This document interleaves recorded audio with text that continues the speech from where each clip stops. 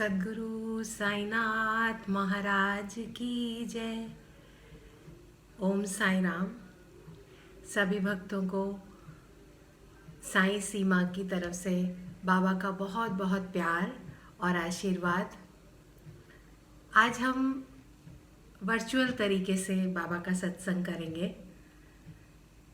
क्योंकि परिस्थितियां कुछ ऐसी हो गई हैं कि कैसे हम मंदिर में सब मिलजुल कर बैठकर एक साथ बाबा के दर्शन करते थे, भजन करते थे, वो सब कुछ अभी इस वक्त पॉसिबल नहीं है।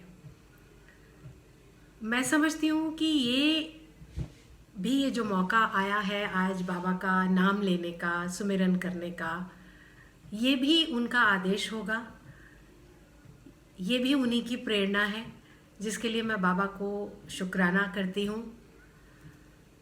I am a teacher by profession और बाबा ने अपनी सेवा में अपने चरणों में काफ़ी वर्षों से लगा रखा है, अपने करिश्मों के ज़रिए, अपने भजनों के ज़रिए। और सबसे बड़ी ब्लेसिंग तो मुझे है कि आई एम अ टीचर जो बच्चों के भविष्य के साथ जुड़ी हुई है और बाबा की कृपा से वो काम मैं कर पाती हूँ, वो मुझे सबसे बड़ी ब्लेसिंग लगती है। कई बार मेरे मन में ये प्रश्न आता है कि बाबा कौन हैं, कहाँ से आए थे, कोई नहीं जानता।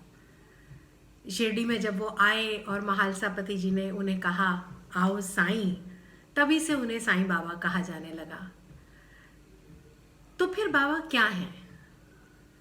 बाबा प्यार हैं, बाबा आस्था हैं, बाबा दया हैं, बाबा एक शक्ति हैं, बाबा विश्वास है। मानो तो आप जिस किसी भी इष्ट को मानते हैं, जिस किसी भी ईश्वर की आप उपासना करते हैं, उसी को आप बाबा के रूप में देख सकते हैं। बाबा ने भी एक ही संदेश दिया, सबका मालिक एक। अर्थात आप किसी भी नाम से उसको जानिए, किसी भी परिवार में जन्म लें, धर्म आपका कोई भी हो, वो यही सिखाता है कि किसी का बुरा ना करो। और इसीलिए बाबा की भक्ति बहुत आसान है। बाबा को आडंबर नहीं चाहिए, प्यार भरा एक नमस्कार, एक फूल, एक नमन उनके लिए काफ़ी है। मैंने जब जब कोई मुश्किल आई, कोई दुविधा मेरे जीवन में आई, पाया कि बाबा मेरे साथ हैं। उन्होंने उससे निकलने का रास्ता दिखाया, उसे सहने की शक्ति दी और बार बार इस बात का प्रमाण दिया कि मैं तुम्हारे साथ हूँ।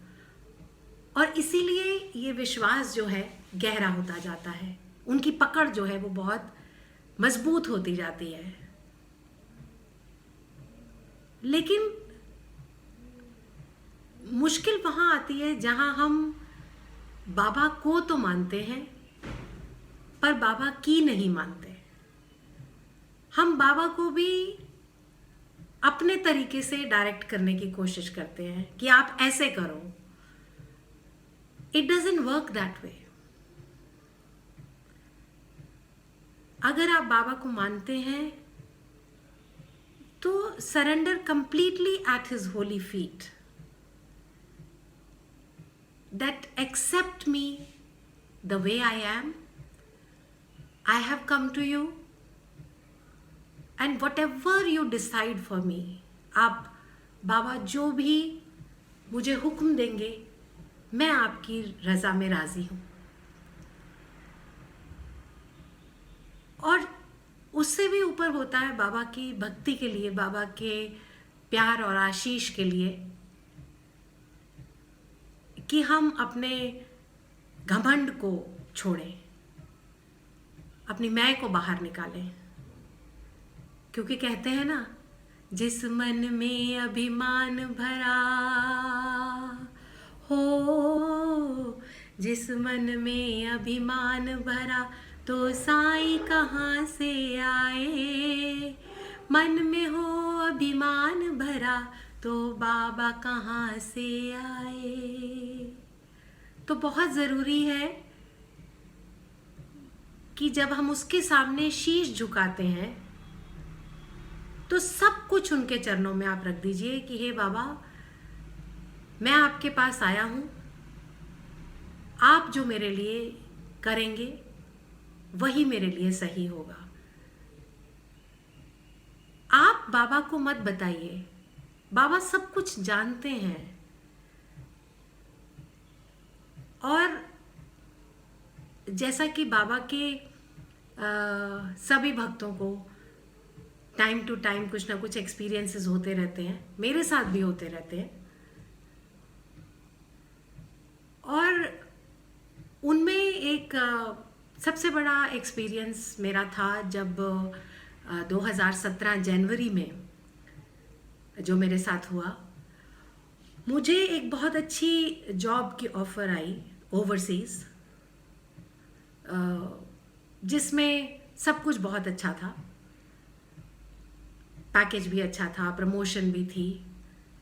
लेकिन मेरा, जब मैं इस तरह से कभी किसी दुविधा में फंस जाती हूँ, दोराहे पे खड़ी हो जाती हूँ, समझ नहीं आता क्या सही है क्या गलत है, डिसाइड नहीं कर पाती हूँ, तो मैंने एक तरीका अपना बना रखा है कि मैं 2 चिट, हाँ या ना, राइट या रॉन्ग की बनाकर बाबा के चरणों में रख देती हूँ और साईं मंत्र का जाप करके एक चिट उठा लेती हूँ। तो इस बार भी मैंने ऐसा ही किया। तो जब वो मैंने चिट उठाई तो उसमें था ना, और मैंने जब ये अपने फैमिली के साथ ये बात शेयर की तो सबने मुझे काफ़ी नाराज़ हो गए मुझसे कि सब कुछ बहुत अच्छा है और तुम इस तरह से इसको मना कर रही हो, इस ऑफ़र को। लेकिन मेरे लिए उस वक्त जब बाबा का विश्वास और प्यार इतना गहरा है कि फिर मेरे लिए वो एक टनल विजन के जैसे हो जाता है, ना दाएं देखना है ना बाएं। अगर उन्होंने ना कह दिया है तो मुझे सोचना भी नहीं है उसके बारे में। लेकिन ये बात 2 महीने बाद जाकर सामने आई कि उन्होंने ना क्यों कहा था। हुआ ये कि मेरी मदर की तबीयत बहुत ख़राब हो गई, उन्हें हार्ट की प्रॉब्लम हो गई और उन्हें इमीडिएट ट्रीटमेंट चाहिए था। एंजियोग्राफी हुई और बाईपास हार्ट सर्जरी भी हुई। तो उस वक्त 2 महीने पहले अगर मैं इस ऑफ़र को एक्सेप्ट करके विदेश चली गई होती, तो क्योंकि I have no brother sister, यहाँ कोई नहीं होता मेरी मदर को लुक आफ्टर करने वाला।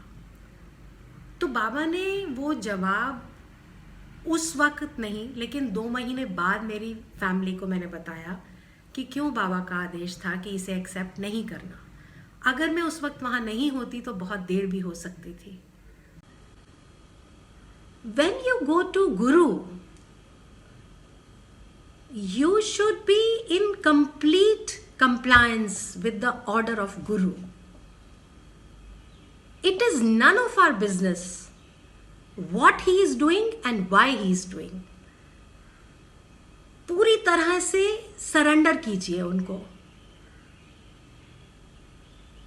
Trust his plans, trust his timings and see the miracles happening. तो मैंने बाबा का बहुत शुक्रिया किया कि बाबा आपने मुझे बचाया उसे हाँ करने से, और आपकी वजह से मुझे हिम्मत मिली, क्योंकि आखिर तो हम इंसान हैं, अट्रैक्शंस होते हैं, एल्योरमेंट्स होती हैं। बड़ा मुश्किल था मेरे लिए भी मना करना उसे, लेकिन क्योंकि जैसा कि मैंने कहा कि उनके हुक्म का पालन करना ही सबसे बड़ी भक्ति है, तो उन्होंने मुझे बचाया, उन्होंने मुझे सही रास्ता दिखाया, उन्होंने ही मुझे उस वक्त उसे ना करने की हिम्मत दी। और भी बहुत सारे एक्सपीरियंसेस हुए मेरे साथ। आम जीवन में भी काफ़ी प्रश्न मेरे मन में आते रहते हैं, जब छोटी मोटी दुविधाएं आती हैं तो उस वक्त मैं अपने मंदिर में बैठकर और बाबा की जो लीलाओं की पुस्तक है साईं सच्चरित्र, उसे एट रैंडम खोलती हूँ और जो भी पेज खुलता है वो पेजेस दोनों, जब आप बुक खोलते हैं तो कोई 2 पेजेस निकलते हैं, वो 2 पेजेस मैं पढ़ती हूँ और उस पर जो लीलाएं बाबा की लिखी होती हैं, आप यकीन जानिए कि मुझे उन लीलाओं के द्वारा अपने प्रश्न का उत्तर या जो भी मेरी दुविधा होती है उसका हल ज़रूर मिलता है। तो इस तरीके से हर भक्त का अपना अपना तरीका है बाबा की भक्ति करने का। बाबा की सच्चरित्र पुस्तक जो है वो बहुत हिम्मत देती है, उसे ज़रूर पढ़िए। बाबा को जानने के लिए वो बहुत ही ज़्यादा कारगर है। ऐसा नहीं है, वो पुस्तक हमें बताती है कि ऐसा नहीं है कि शिरडी में लोगों को दुख नहीं था, लेकिन बाबा की लीलाओं के ज़रिए हम समझ पाते हैं कि कैसे लोग उनकी बात मानते थे और कैसे उन्हें उस दुख को सहने की, उस मुश्किल से बाहर निकलने की हिम्मत मिलती थी, रास्ता मिलता था।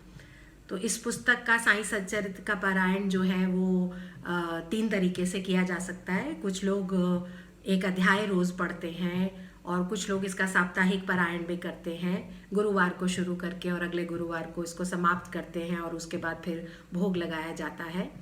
और मासिक पारायण भी होता है साईं सच्चरित्र का।